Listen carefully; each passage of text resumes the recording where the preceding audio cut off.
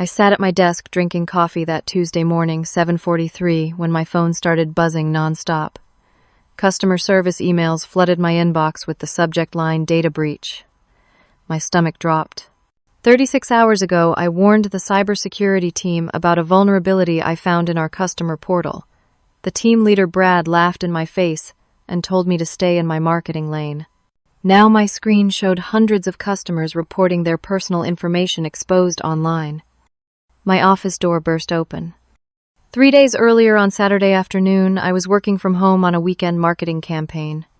I know working on Saturday sounds terrible, but we had a big product launch coming up and I wanted to get ahead. I made myself a cup of tea, settled into my home office, and logged into our customer portal to check how the new promotional landing page looked from a customer's perspective. That's when everything changed. I was clicking through the pages, reviewing the layout and copy, when I noticed something odd in the URL. There was a parameter at the end that looked like a customer ID number. Out of curiosity, I changed the number by 1 digit and hit enter. What appeared on my screen made my blood run cold. I was looking at someone else's complete customer profile. Their full name, home address, email address, phone number, complete order history, everything. I wasn't logged in as this person. I was logged in as myself, but I could see all their private information just by changing a single number in the URL. My hands started shaking. I changed the number again. Another customer's complete data appeared. Again and again. I could access anyone's information just by typing different numbers. I immediately started taking screenshots documenting everything. I opened a document and began writing down exactly what I'd found, step-by-step instructions on how to reproduce the vulnerability. My marketing brain kicked in and I thought about the implications. We had over 40,000 customers in our system. If I could see this, anyone could see this. I grabbed my phone and called the security hotline. It went straight to voicemail. I left a detailed message explaining what I'd found and saying it needed immediate attention. Then I drafted an email to the cybersecurity team, attached my screenshots and documentation, and hit send. The timestamp read 3:27 p.m. on Saturday. I texted my manager, Paula, even though I knew she was probably enjoying her weekend. She replied 20 minutes later telling me I'd done the right thing by reporting it, but that I should follow up properly on Monday morning through official channels. I barely slept that night. I kept thinking about all those customer records just sitting there, accessible to anyone who knew the trick. Monday morning, I arrived at the office at 7:30. I printed out all my documentation, organized it into a folder, and headed straight to the 5th floor where the cybersecurity team worked. Brad was holding court with his team when I walked in. He was mid-40s, always wore expensive suits, and had this way of making everyone feel like they were wasting his time. His team of 4 guys were gathered around his desk, laughing at something on his computer screen. I approached and waited for a break in their conversation. Brad looked up at me with barely concealed annoyance. "Can I help you?" he asked. "I need to report a security vulnerability I found in our customer portal," I said, trying to sound professional and calm. Brad leaned back in his chair. "A security vulnerability? You found a security vulnerability?" His tone made it clear he thought this was amusing. His team members turned to look at me. "Yes. I can access any customer's personal data just by changing the URL parameter. Names, addresses, phone numbers, order histories. Everything." I opened my folder and started showing him the screenshots. Brad barely glanced at them. "You're in marketing, right?" he asked. "Yes, I'm the marketing manager, but I found this while checking our customer portal and I think it's serious." Brad exchanged glances with his team member, Derek, who smirked. "Here's the thing," Brad said, his voice dripping with condescension. "You don't understand how systems work. What you're describing is a feature, not a bug. Customers can only see their own data when they're properly logged in. The system has authentication protocols." "But I wasn't logged in as those customers," I insisted. "I was logged in as myself, and I could see their information." Derek leaned forward. "Did you try turning it off and on again?" he asked, and the whole team burst out laughing. My face burned with humiliation, but I pressed on. I documented everything. "Look at these screenshots. This is a real vulnerability." Brad stood up, his body language making it clear the conversation was over. Listen, you need to stay in your lane. We're the security experts here. We know what we're doing. You stick to making pretty graphics and clever slogans, and let us handle the technical stuff, okay? But what if someone else finds this? What if our customer data gets exposed?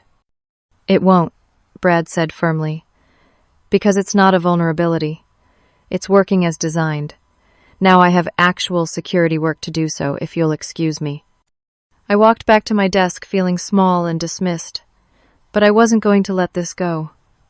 I opened my email and sent Brad a formal written message attaching all my documentation again. I wrote out exactly what I'd found, how I'd found it, and why I believed it posed a serious risk to customer data. I marked it as high priority and requested a written response. His reply came 40 minutes later. Just 2 sentences noted. Not a security issue. Please focus on your marketing deliverables. That afternoon, I went to Paula's office and told her what happened. She listened sympathetically, but ultimately said what I'd feared she'd say. You did your due diligence, Aaron. You reported it through the proper channels. If the security team says it's not an issue, then it's not an issue. They're the experts in this area. But Paula, I saw it with my own eyes. I could access anyone's data. And Brad explained, that's how the system is supposed to work when you're logged in with admin credentials or something, right? I'm sure there's a technical explanation you and I don't understand. I wanted to argue more, but I could tell Paula thought I was overreacting. I returned to my desk with a knot of anxiety in my stomach that wouldn't go away. Tuesday morning arrived. I got to the office at 7:43, made coffee, and settled in to work on the product launch campaign. My phone was on my desk and my email was open on my computer screen. At 7:48, everything exploded. My phone started buzzing with notifications. Email after email poured into my inbox. The subject lines made my heart race. Data breach, customer information exposed, security incident, urgent, customer complaints. I opened the first email.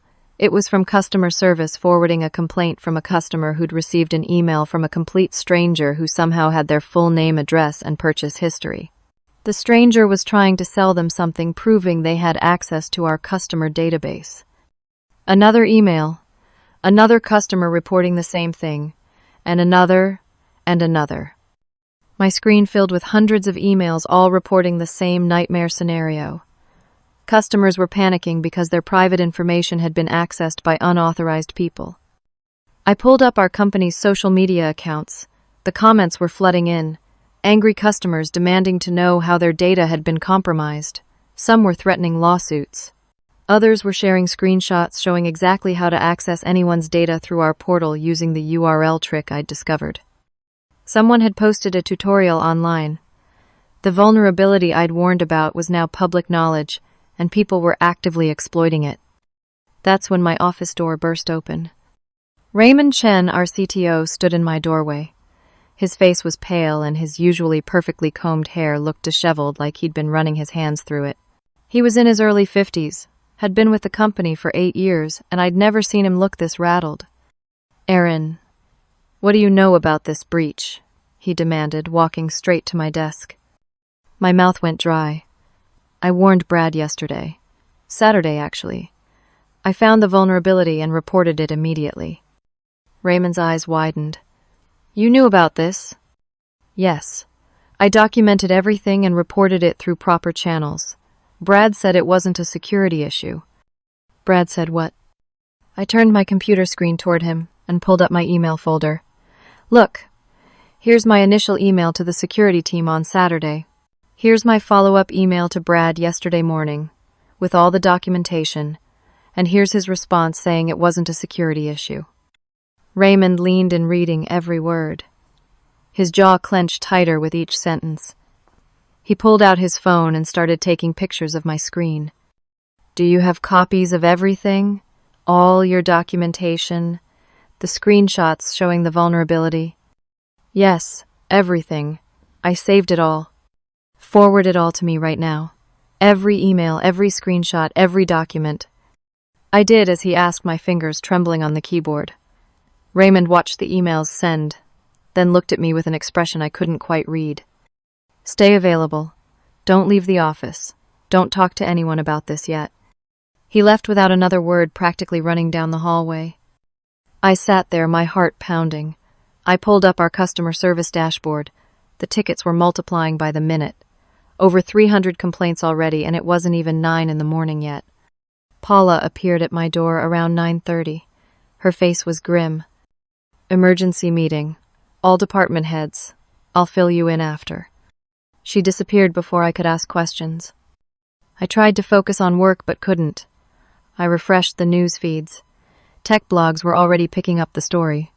TechFlow Solutions suffers major data breach, read one headline. Another said software companies' customer data exposed through simple URL hack. The morning crawled by. Every minute felt like an hour. Finally, at 11:45, Paula returned to my office and closed the door behind her. Tell me everything, I said. Paula sat down heavily in the chair across from my desk. It's bad, Aaron. Really bad. Over 3,000 customer records have been accessed so far. The vulnerability has been open for 6 months. They're estimating tens of thousands of potential exposures once they complete the audit. 6 months. My stomach turned. How is that possible? Apparently it was introduced in a system update back in March and nobody caught it. What about Brad? What did he say when they asked him about my report? Paula's expression darkened. That's where things get complicated. Brad is claiming you never properly reported this through official channels. He says you mentioned something casually in passing but didn't follow protocol. He's telling everyone that your email was unclear and didn't convey urgency. I felt like I'd been punched. That's a complete lie. You can see my emails. I documented everything. I marked it high priority. I know. And Raymond has your documentation. But Brad is covering himself. He's saying the email system must have filtered your message or something. He's claiming he never saw the screenshots. This is insane. I have proof. There's going to be an internal investigation. HR is involved now. The afternoon got worse. At 2:15, I received a calendar invitation from Sharon in Human Resources for a meeting at 3 p.m. The subject line just said discussion. I walked into the HR conference room at 2:58. Sharon was there along with someone I didn't recognize. He was wearing a navy suit and had the unmistakable bearing of a lawyer. Aaron, please sit down, Sharon said. Her voice was professional but cold. This is Arthur Hammond from our legal team. I sat, my hands clasped tightly in my lap. We need you to walk us through the timeline of events leading up to this morning's incident, Sharon said. I went through everything again, finding the vulnerability on Saturday, calling the hotline, emailing the security team, meeting with Brad on Monday, his dismissal, my follow-up email, his response. Do you have copies of all these communications? Arthur asked. Yes. I forwarded everything to Raymond this morning. Arthur and Sharon exchanged a look. Aaron, Sharon said carefully, due to the sensitive nature of this incident, we're placing you on paid administrative leave effective immediately. The words hit me like a physical blow. What? Why? I reported the problem. I did everything right. This is standard procedure during an investigation, Arthur said. His tone was flat, emotionless. We need to understand the full scope of what happened and why the vulnerability wasn't addressed appropriately. But I addressed it. I reported it immediately. Brad dismissed me. That's what we're investigating, Sharon said. We need to understand why this wasn't escalated properly through the chain of command. I escalated it to the head of cybersecurity. That is the proper chain of command. Arthur leaned forward. Did you speak with your own manager before going to the security team? I texted her on Saturday and she told me to report it Monday morning through official channels, which I did. But did you formally brief her in person before meeting with Brad? I hesitated. No, I went straight to security because it was urgent. Sharon made a note. We'll need to collect your laptop and phone. Company property needs to be secured during the investigation. My laptop. How am I supposed to defend myself without access to my files? You'll have copies of everything you need, Arthur said. We'll ensure you receive any relevant documentation. It felt like the walls were closing in. When do I come back? We'll let you know once the investigation is complete. It could be a few days or a couple of weeks. You'll continue to receive your salary during this time. Sharon stood up. I'm going to need you to come with me to collect your personal items from your desk. The walk back to my desk felt like a funeral march. My coworkers stared as I passed. Word had clearly spread. Sharon stood behind me as I packed my personal photos. My coffee mug, a plant Paula had given me for my birthday. It all fit into one small cardboard box. An IT technician appeared and held out his hand. I'll need your laptop and phone. I handed them over, feeling like I was surrendering weapons. Someone from security will escort you out, Sharon said. A security guard I'd never seen before appeared. He was polite but firm. He walked me through the office past my coworkers, who quickly looked away down the elevator and through the lobby. He held the door open for me as I stepped out onto the street at 3:47 on a Tuesday afternoon, clutching a cardboard box and wondering how my life had fallen apart so quickly. That evening, I sat in my apartment scrolling through news sites. The breach was the top story on every major tech news outlet. The company's stock had dropped 18% in a single day. Analysts were predicting lawsuits and regulatory investigations. My phone buzzed with a notification from the doorbell camera. A courier was at my door. I accepted a certified letter. The return address was TechFlow Solutions Legal Department. I opened it with shaking hands. It was a formal notice instructing me not to discuss the breach with anyone outside the company, including media, other employees, family, or friends. Violation of this directive could result in termination and potential legal action. I tried calling Paula. Her phone rang 4 times and went to voicemail. I tried texting my work friends, the people I had lunch with every day. Nobody responded. I was completely alone. Wednesday morning, I woke up to my phone buzzing nonstop. I'd made the mistake of checking the news before coffee. TechFlow had issued a public statement about the breach.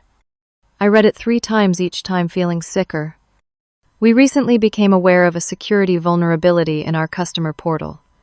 We take the protection of customer data extremely seriously. The vulnerability was discovered by an employee who did not follow proper security reporting protocols, which contributed to the delayed response. We have since closed the vulnerability and are working with affected customers to address their concerns. They were publicly implying I was partly responsible. Not Brad, who ignored my warnings. Not the security team, who failed to do their jobs. Me. My phone started ringing. Unknown numbers. I let them go to voicemail. Reporters. By mid-morning, I had 17 voicemails from journalists asking for my side of the story. My LinkedIn inbox was flooded with messages. Industry contacts I'd known for years were asking if I'd caused the breach. Some messages were sympathetic, others were accusatory. One message from someone I'd worked with at a previous company simply said, "I thought you were better than this." Thursday morning, I knew I needed help. I spent 2 hours researching employment attorneys and finally called Marcus Wright, whose website specialized in wrongful termination and whistleblower protection cases. His office was in downtown Austin on the 14th floor of a modern glass building. Marcus was in his mid-40s with graying hair and sharp, intelligent eyes. He listened to my entire story, without interrupting, making occasional notes on a legal pad. When I finished, he sat back in his chair. "You have a strong case," he said. "You properly reported a legitimate security concern. You documented everything. You followed appropriate channels. Their public statement essentially defames you by implying negligence on your part. So I can fight this?" "Yes. But I need to be honest with you, Aaron. Companies like TechFlow have deep pockets and experienced PR teams. They'll try to bury you in legal motions and public pressure. This will get ugly before it gets better. I don't care. I can't let them destroy my reputation." Marcus nodded. "Then we fight. My retainer is $5,000. I'll draft a cease and desist letter demanding they stop making false implications about your conduct. We'll also start preparing for a potential wrongful termination suit if they fire you." I wrote the check, watching a significant chunk of my savings disappear. Friday morning, Marcus sent the cease and desist letter. By Friday afternoon, I received a call from an unknown number. Against my better judgment, I answered. "Miss Erin Caldwell?" a man's voice asked. "Yes. This is Special Agent Collins with the Federal Trade Commission. We're conducting an investigation into the data breach at TechFlow Solutions. We'd like to interview you. Are you available to come to our office Monday morning?" My heart started racing. The FTC. Am I in trouble? "You're not a target of our investigation, Miss Caldwell. We believe you may have relevant information that could assist us. Your cooperation is voluntary, but we'd appreciate your help." "I'll be there. Should I bring my attorney?" "That's your right, absolutely. Our office is on 6th Street. Does 9 a.m. work for you?"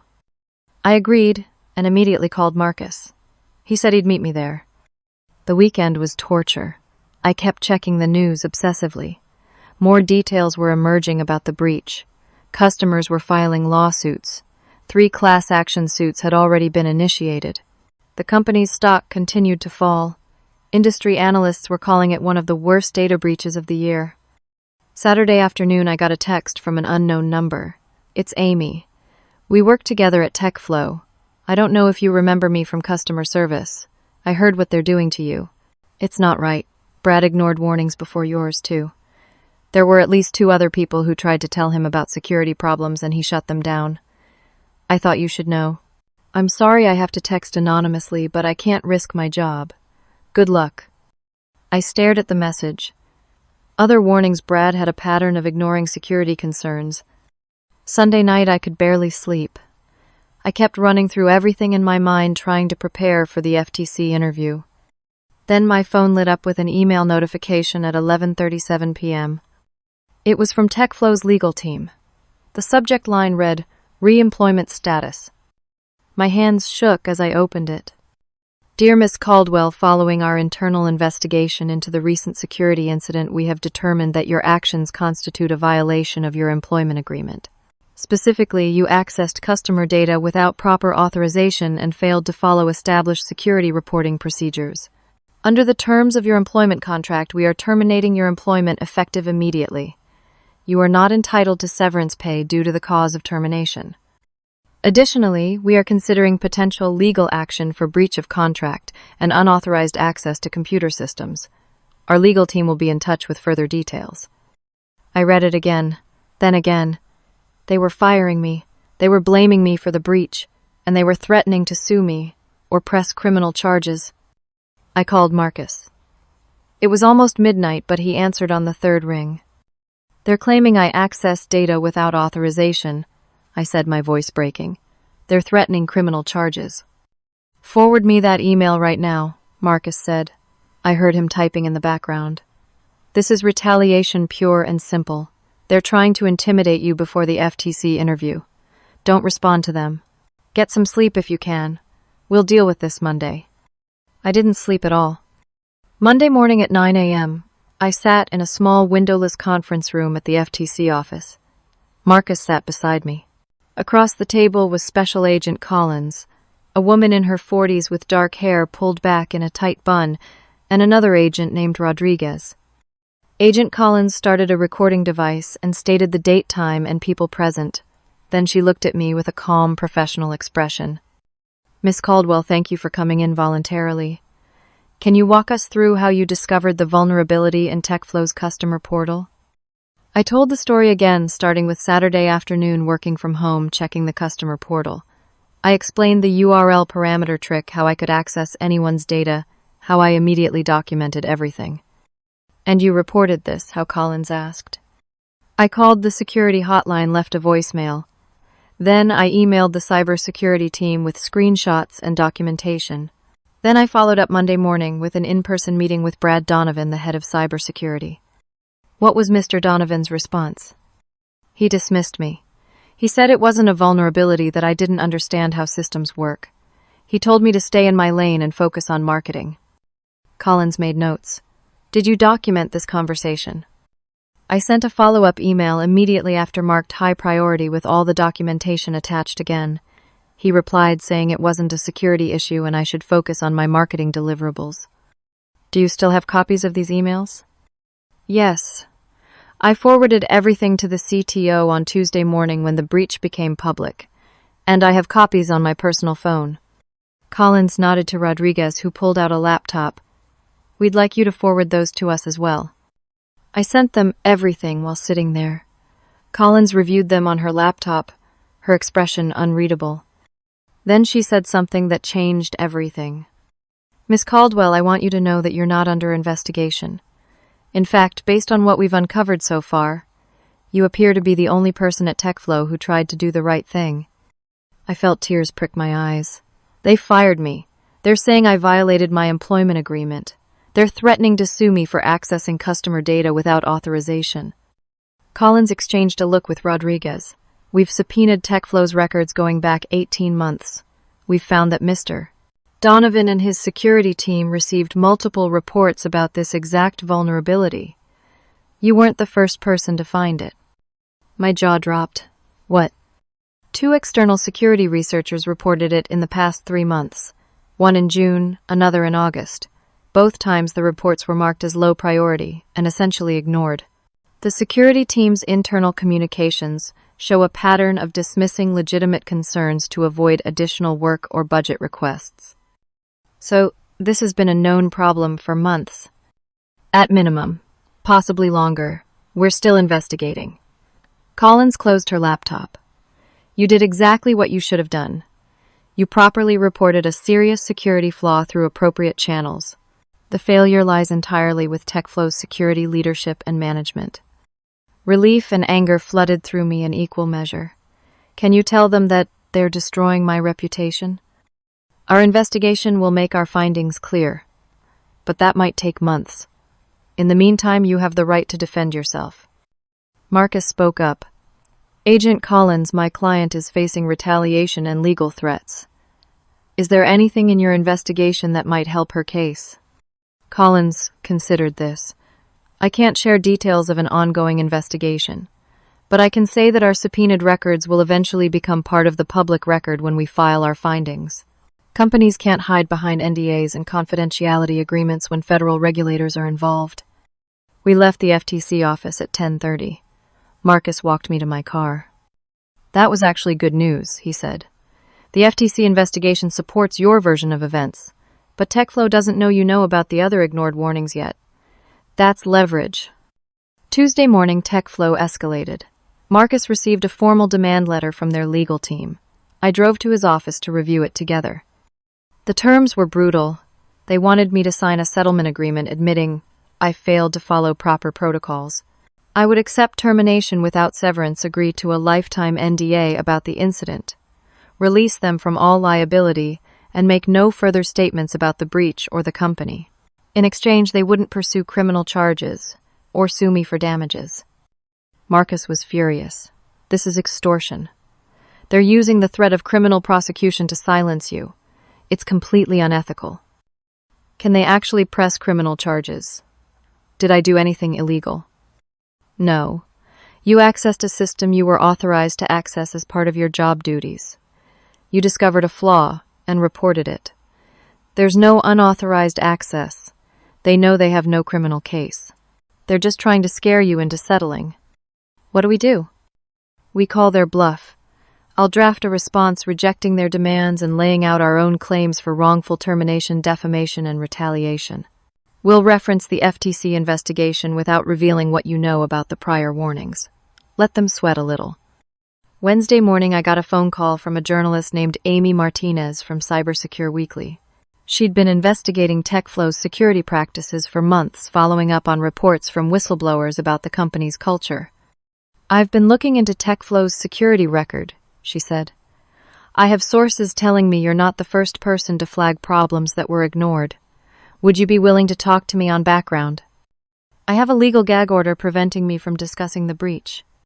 I'm not asking you to violate that, but I'm working on a larger story about patterns of behavior at the company. Sometimes telling the full truth is the best defense. I told her I needed to think about it and call my lawyer. Marcus's advice was cautious. Going public could escalate the legal battle, but it could also shift public opinion in your favor. It's your call. That night I couldn't sleep. I kept thinking about the anonymous text I'd received about the other people who'd tried to warn Brad and been shut down.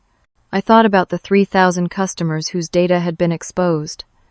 I thought about future employees who might try to report problems and face the same retaliation. Thursday morning, Amy called again. This time she had more information. I've obtained internal documents showing that TechFlow's CEO Douglas Martin personally cut the cybersecurity budget by 40% last year. He did it to boost profit margins before a planned acquisition deal. Brad's team had been requesting additional resources for months and getting denied. How did you get internal documents? I have sources inside the company who are disgusted by what's happening. They're leaking information because they want the truth to come out. The company knew they had security gaps. They chose to ignore them to save money. Friday morning brought another devastating blow. TechFlow's lawyers sent a new cease and desist letter, but this one wasn't directed at me. It was directed at Paula. Marcus forwarded it to me with a note. They're going after your former manager now. This is a pressure tactic. I called Paula immediately. She answered crying. They're saying I failed to escalate your security concerns properly, she sobbed. They're claiming I'm responsible for the delayed response. Aaron, they're going to fire me. They're going to blame me for this whole thing. Paula, I'm so sorry. This is my fault. It's not your fault, it's theirs. But they're powerful, and we're not. She paused. Aaron, they deleted your original email to Brad.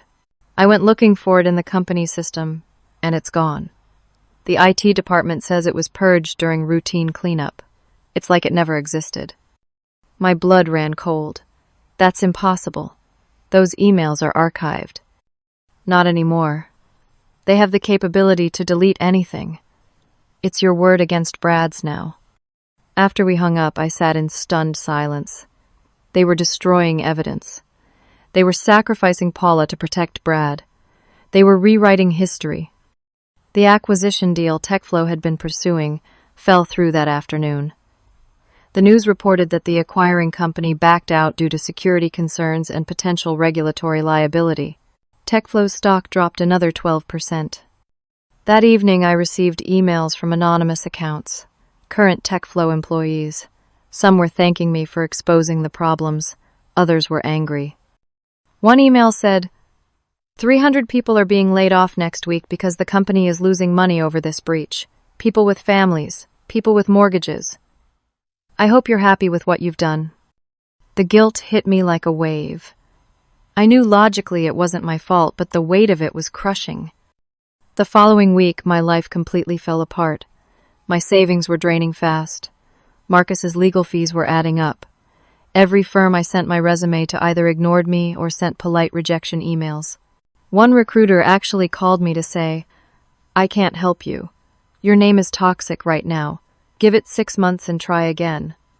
6 months? How was I supposed to survive 6 months without income? I started having panic attacks. I couldn't sleep more than a few hours a night. I'd wake up at 3 in the morning, heart racing, replaying every decision I'd made. Should I have just kept quiet about the vulnerability?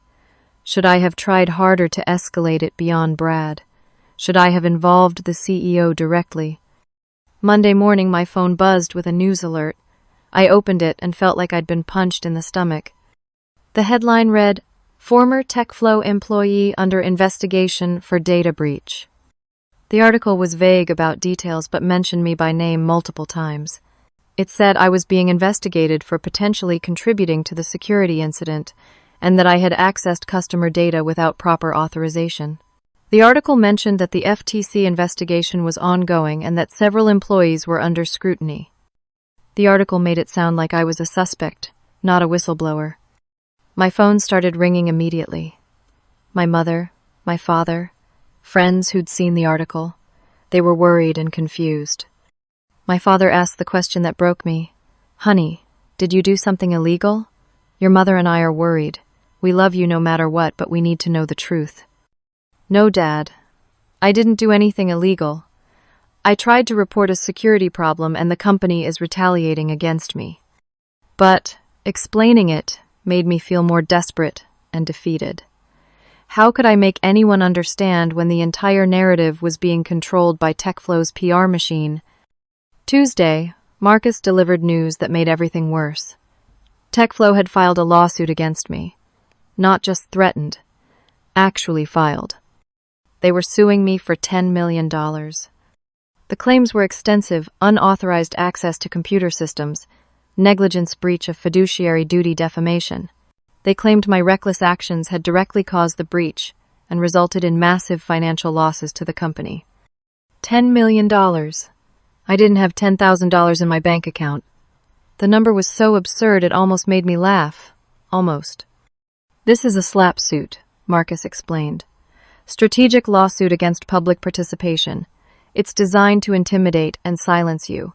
They don't expect to win. They want to crush you financially and emotionally until you give up. It's working, I said quietly. The good news is that slap suits are often dismissed. We can file an anti-slap motion, but it will take time and money. More money. Money I didn't have. That night I calculated my finances. I had enough savings to survive maybe 2 more months if I was extremely careful. After that, I'd have to start selling possessions or borrowing from my parents, which I absolutely did not want to do. Wednesday, I hit rock bottom. I spent the entire day in bed, unable to find the energy to get up. My phone was off. My laptop was closed. I just stared at the ceiling, feeling utterly defeated. I thought about giving up, just signing whatever settlement TechFlow wanted, taking the blame, disappearing, starting over somewhere new with a different career. I called Marcus that evening and told him I wanted to settle. I can't do this anymore, I said. They've won. I'll sign whatever they want. Marcus was quiet for a moment. Sleep on it.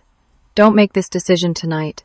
Talk to me tomorrow after you've had a chance to think clearly. Thursday morning I woke up feeling numb. I made coffee and sat at my kitchen table looking at the cardboard box of personal items from my office that I still hadn't unpacked. My coffee mug with the funny marketing slogan. The photo of me and Paula at the company holiday party last year, both of us laughing. The plant she'd given me now wilted and dying because I'd forgotten to water it. I thought about Paula being thrown under the bus to protect Brad. I thought about the 3,000 customers whose data had been exposed because nobody would listen. I thought about future whistleblowers at TechFlow and other companies who would see my story and decide it wasn't worth speaking up. I thought about the anonymous employee who'd texted me about Brad's pattern of dismissing security concerns. I thought about the external researchers whose warnings had been ignored. If I gave up now, nothing would change. The same broken system would continue. The same negligent executives would keep making the same choices. The same culture of retaliation would silence anyone who tried to do the right thing. Friday morning, I got a call from Agent Collins at the FTC. Miss Caldwell, I wanted to give you an update. Our investigation has uncovered extensive evidence of willful negligence on the part of TechFlow's management and security team. We'll be recommending significant fines and sanctions. That's good news. It is, but I also need to tell you that TechFlow is doing everything in their power to make you the scapegoat. Their legal strategy is to pin as much blame on you as possible to minimize their own liability. I know. They're suing me for $10 million. Collins sighed. That's why I'm calling. You have the right to defend yourself publicly. Our investigation findings will eventually vindicate you, but that could take 6 to 9 months. In the meantime, they're destroying your reputation. If I go public, they'll claim I'm violating confidentiality agreements. The truth is a defense, and the public has a right to know when companies retaliate against whistleblowers. I can't tell you what to do, but I can tell you that staying silent is exactly what they want. After we hung up, I sat with that for a long time. Then I called Amy Martinez, the journalist. I'm ready to talk, I said. I'm ready to tell the whole story. Are you sure? This will escalate things. I'm sure. They're going to destroy me either way. At least this way people will know the truth. Marcus called me that evening after I told him about my decision. This will make the legal battle more intense, he warned. They'll fight harder, but it might also be your best chance at shifting public opinion. I have to try. I can't just lie down and let them win. We scheduled the interview for Monday morning. Monday morning at 6 a.m., Amy's article published online. The headline read, "How TechFlow Silenced the Whistleblower Who Tried to Prevent a Data Breach." The article was thorough and devastating. It included all my documentation screenshots of the vulnerability, the timeline of my reports, Brad's dismissive responses, and the company's subsequent retaliation. It detailed the budget cuts that had crippled the security team. It exposed the pattern of ignored warnings from multiple sources. It named names and presented evidence. By 7 a.m., the article was trending on social media. Tech industry leaders were sharing it. Current and former TechFlow employees were commenting with their own stories of ignored security concerns and toxic management culture.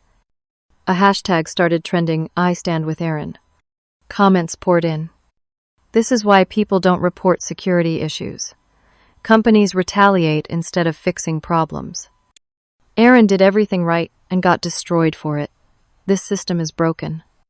I worked at TechFlow 3 years ago and tried to report security gaps. I was told the same thing: stay in your lane.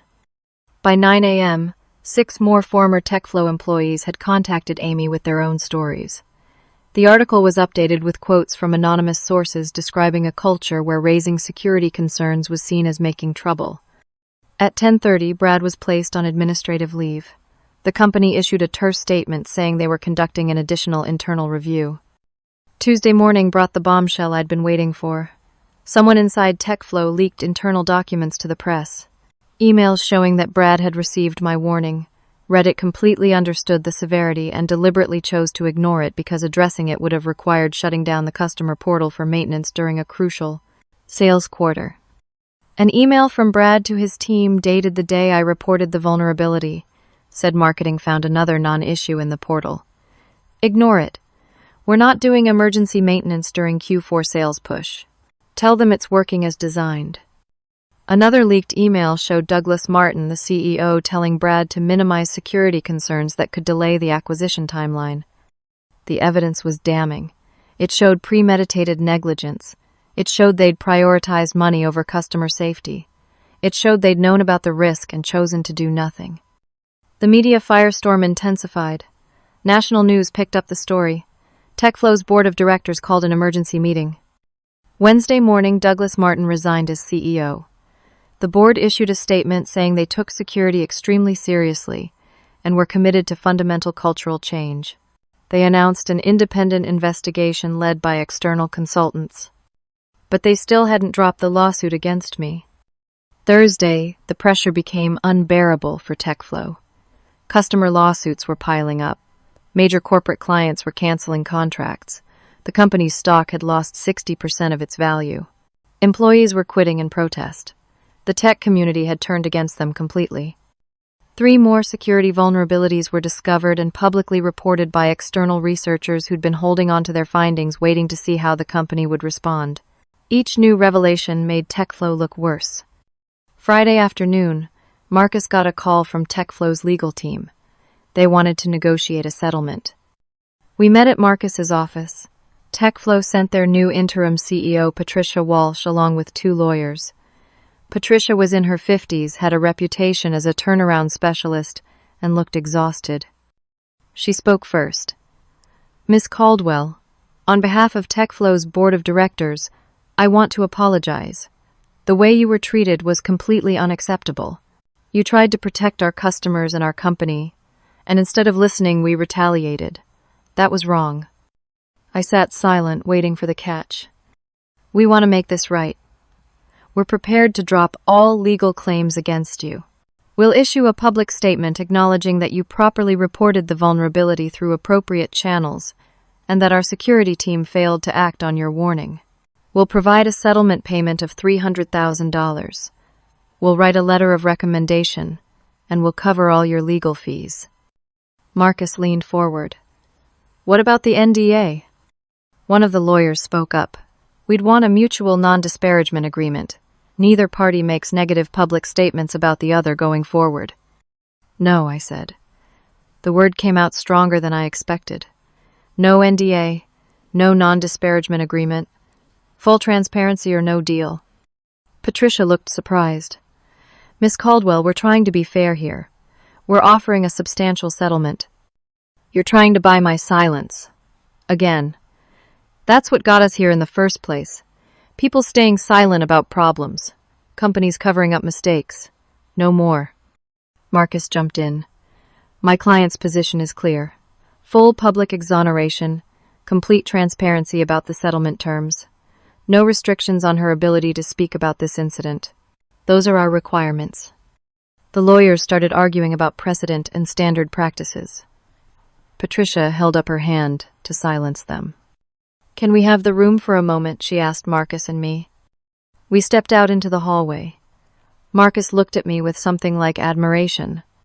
That was either very brave or very foolish. They might walk away. Then they walk away. I'm not giving them another chance to hide the truth. 10 minutes later, we were called back in. Patricia looked grim but determined. You drive a hard bargain, Miss Caldwell, but we'll agree to your terms. No NDA, full transparency, public settlement details. You're free to tell your story however you want. And Paula, I asked, my former manager. Drop everything against her too. Public exoneration and compensation for what you put her through. Patricia nodded. Agreed. And I want $750,000, I said, surprising myself. Not $300,000. You tried to destroy my life. You sued me for $10 million to intimidate me. You smeared my reputation. $300,000 doesn't cover that. The lawyers started to object, but Patricia cut them off. Done. $750,000. Are we agreed? I looked at Marcus. He nodded slightly. One more thing, I said. TechFlow has to implement a comprehensive security reform program with independent oversight. And you have to create an anonymous reporting system for employees to flag security concerns without fear of retaliation, with real protections. Those reforms are already in progress, Patricia said. We'll formalize them in the settlement agreement. We shook hands. The lawyers started drafting paperwork. I walked out of that office feeling like I could breathe for the first time in weeks. 2 weeks later, the settlement was announced publicly. TechFlow issued a press release that included a formal apology, full details of the settlement amount, and an acknowledgement that I had acted properly and professionally in reporting a critical security vulnerability that the company's security team negligently failed to address.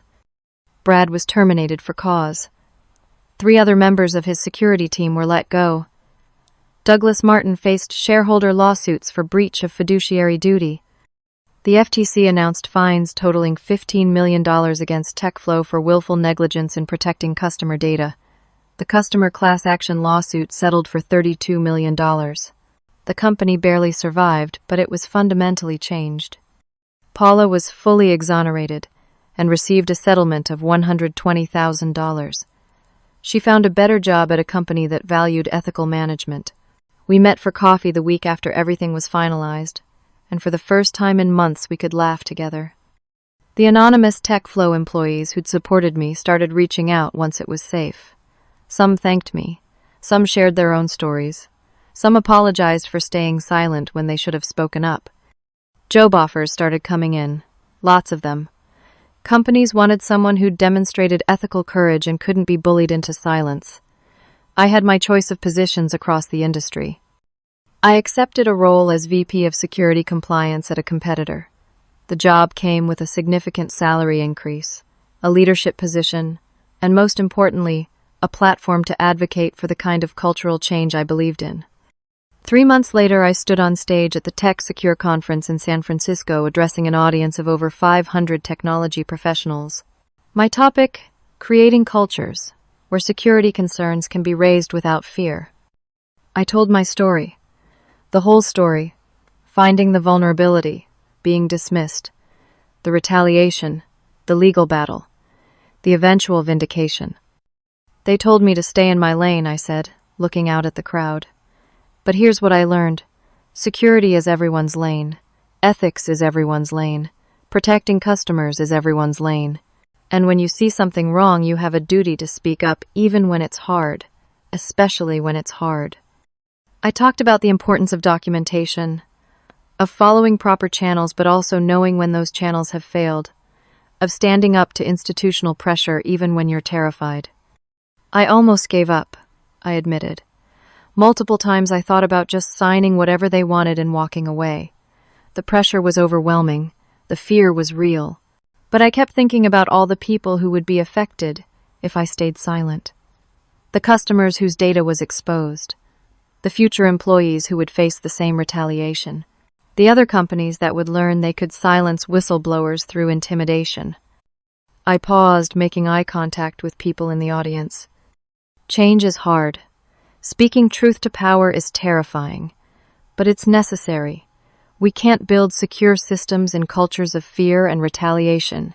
We can't protect users if we punish the people who point out vulnerabilities. We have to do better.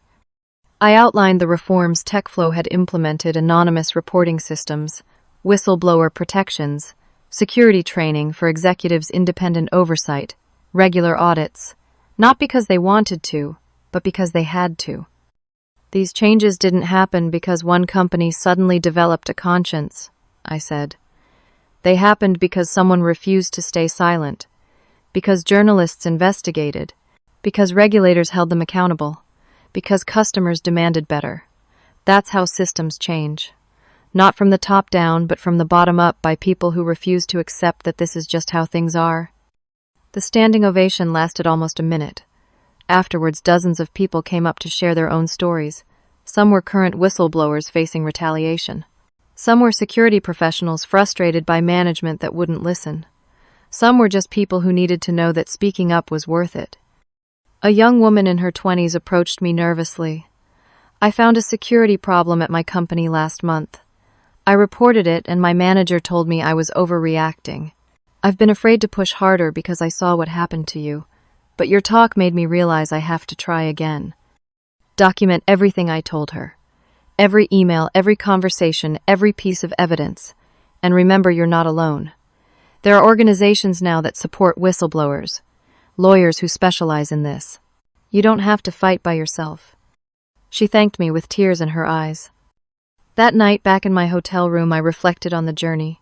6 months ago, I'd been sitting at my desk drinking coffee, about to have my life turned upside down. The path from that moment to this one had been brutal. There were times I thought I wouldn't survive it.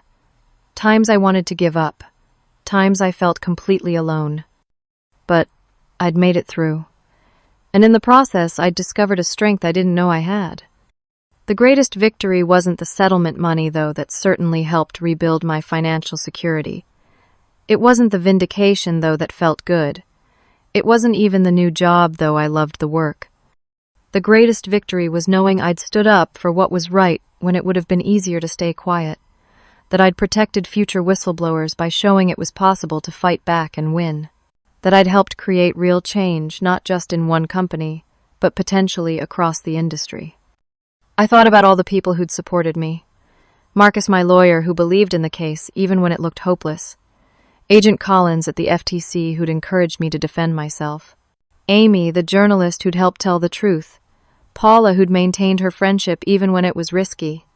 The anonymous employees who'd leaked documents and sent supportive messages. And I thought about all the people who hadn't supported me. The former colleagues who'd looked away when I was escorted out of the office.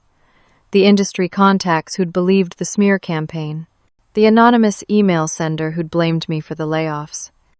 I'd learned that doing the right thing doesn't guarantee that everyone will support you. Sometimes it guarantees the opposite, but it matters anyway. I started working with legislators on whistleblower protection laws for the technology industry. I joined the board of a nonprofit that provided legal support to tech workers facing retaliation. I spoke at conferences and wrote articles about security culture and corporate accountability. My story became a case study in business ethics classes, a cautionary tale about what happens when companies prioritize profits over security, a success story about how one person can make a difference.